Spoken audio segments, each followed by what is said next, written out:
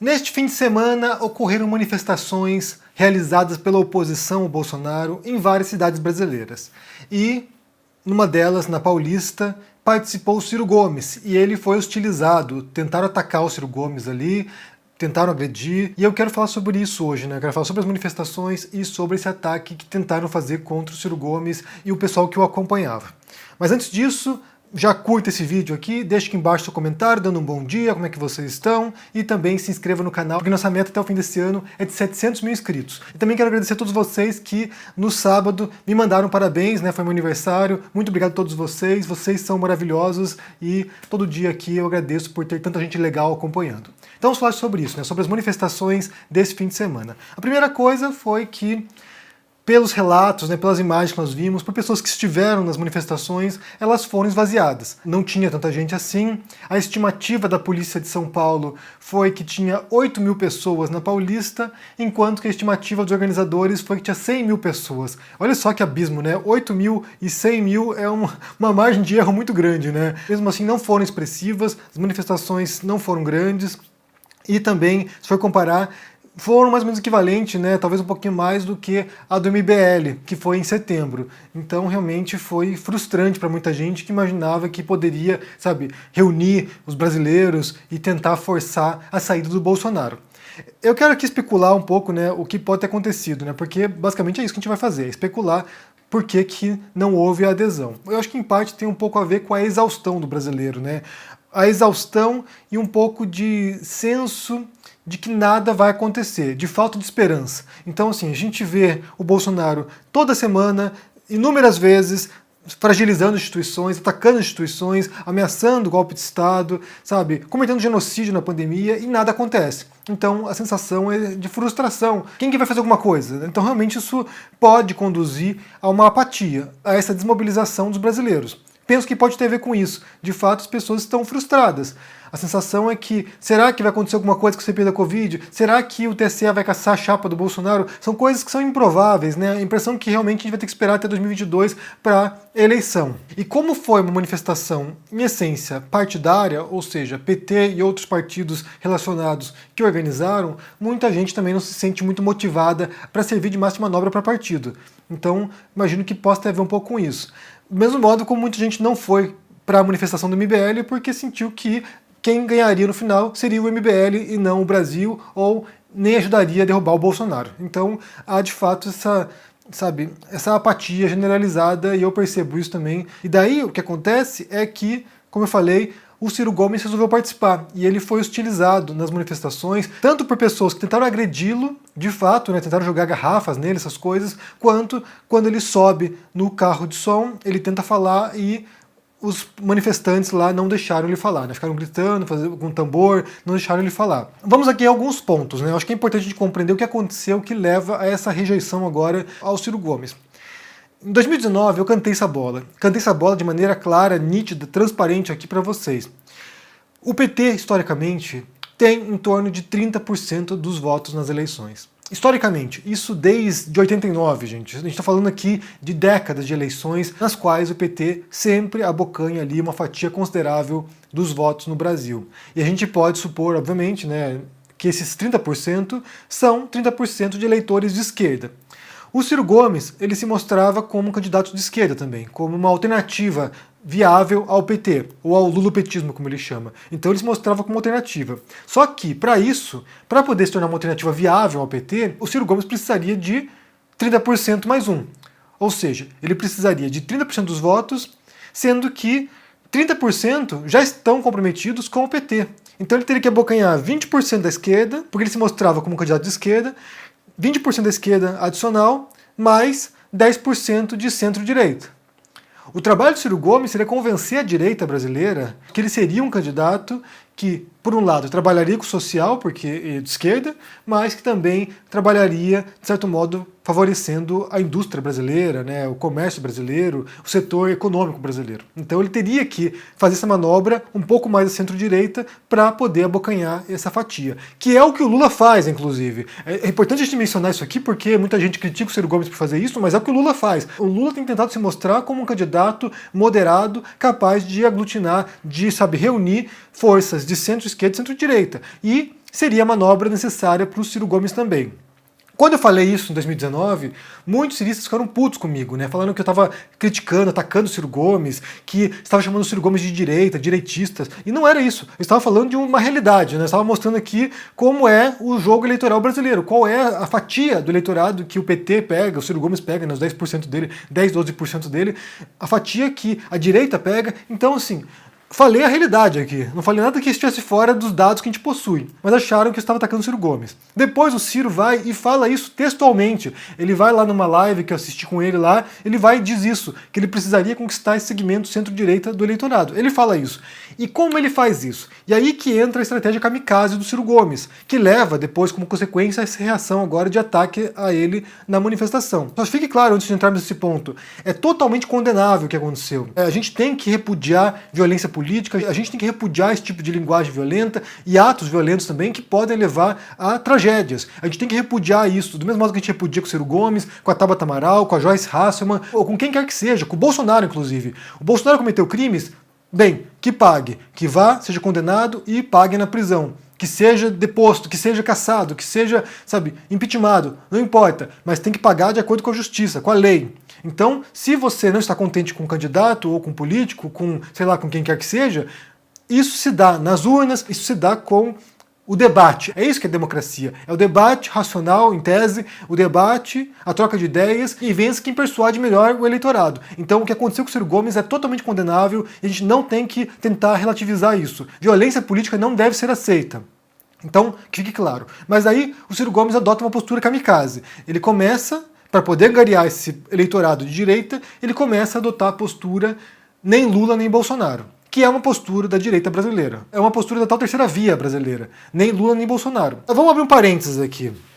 Ninguém é obrigado a querer que o Lula volte. Ninguém. Ninguém é obrigado a escolher entre Lula e Bolsonaro.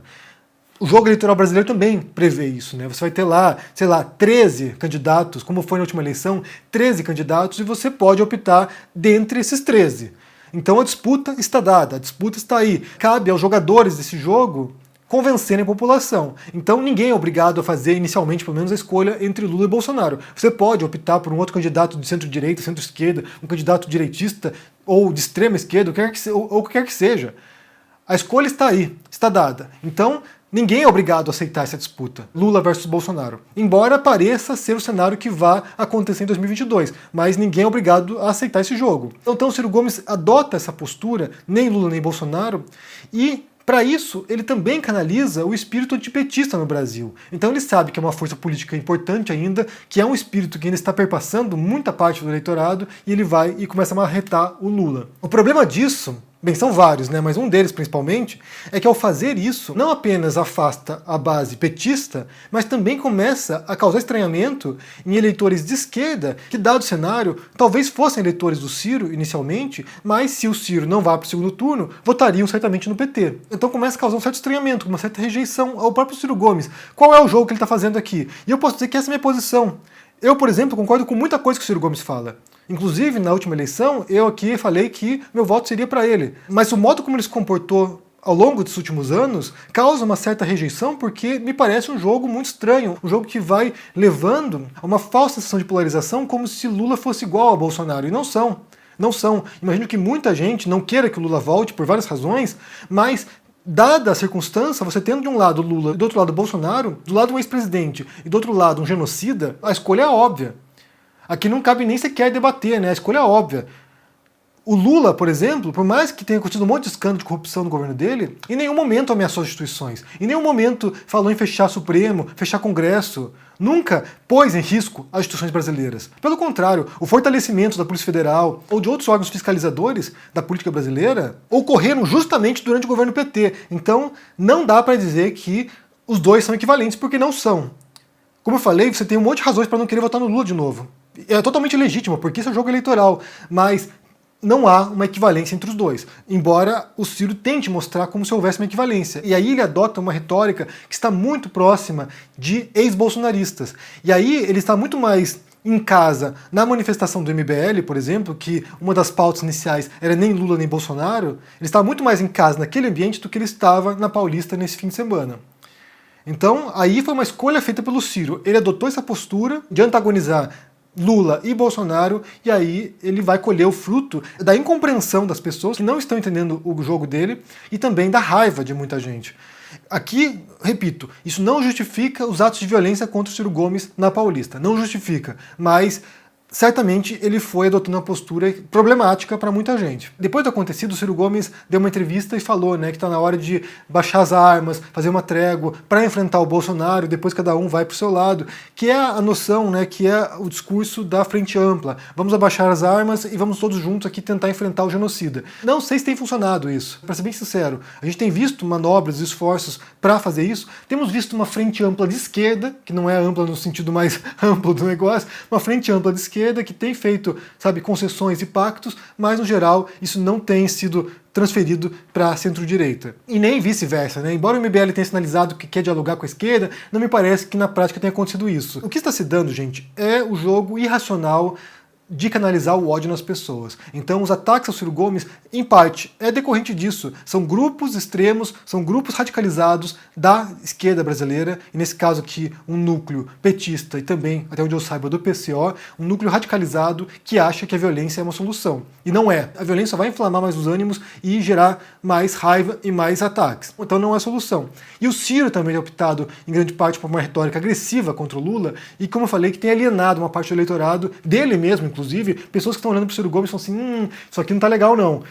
Para com isso, Ciro. E ele não tem ouvido. Então foram escolhas feitas que não têm levado a uma consequência favorável para ninguém, para ninguém. E na medida em que o Lula, e os petistas têm percebido que as intenções de voto do Lula estão aumentando mês após mês, ou pesquisa após pesquisa, aí eles vão sentindo que eles não precisam mais, se desdobrar tanto para receber apoios de grupos que estão atacando ou criticando. Então, nesse sentido, o Lula pode simplesmente abrir mão do Ciro Gomes, que se dane o Ciro Gomes, e eu vou buscar apoio em outros aliados, mesmo da direita brasileira, que estão mais abertos ao diálogo. Então, é o jogo que está se dando. É um jogo problemático, na minha visão, é um jogo que vai continuar inflamando a população, é um jogo que vai continuar alimentando as chamas da polarização, e isso vai se arrastar pelos próximos anos. Supondo que o Lula ganhe na próxima eleição, isso vai manter o espírito bolsonarista também inflamado, ou seja, não haverá paz tão cedo. Mas me digam o que vocês pensam aqui no comentário, se vocês viram as cenas no fim de semana das manifestações, se foram grandes ou pequenas. Me parece que foram bem pequenas, bem inexpressivas, mas o que vocês pensam sobre isso aí?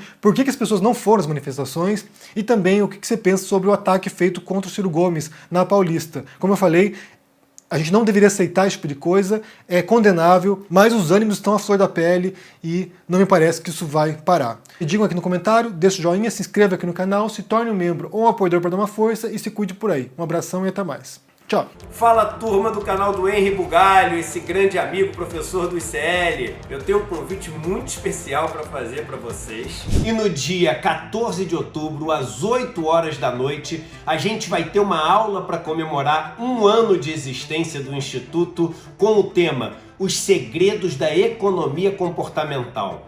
Talvez no mundo de hoje o tema mais importante para ser estudado e o tema da moda nos principais centros acadêmicos do mundo. Com ele a gente consegue entender por que a gente toma as decisões de uma maneira tão impulsiva como a gente toma hoje em dia. Por que a gente é levado a acreditar em notícias falsas sem checar o seu conteúdo e sua fonte. Como políticos e marcas fazem com que a gente tome decisões que são péssimas para a gente e ótimas para a lucratividade e para os interesses deles. Tudo isso eu vou explicar para vocês em 1 hora no dia 14 de outubro às 8 horas da noite. Para você se inscrever é muito simples, clica no link aqui em cima ou aqui embaixo e aí gratuitamente você vai poder se inscrever em poucos segundos. E depois é só ficar atento no seu e-mail, porque a confirmação da sua inscrição vai chegar lá. Não perde essa chance não. Dia 14 de outubro, 8 horas da noite no horário de Brasília, uma aula histórica para celebrar 1 ano do Instituto Conhecimento Liberto. Até lá!